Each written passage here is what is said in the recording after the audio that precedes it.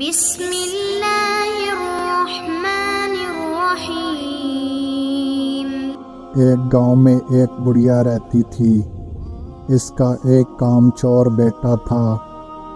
شیخی بگاڑنے میں بہت ماہر تھا۔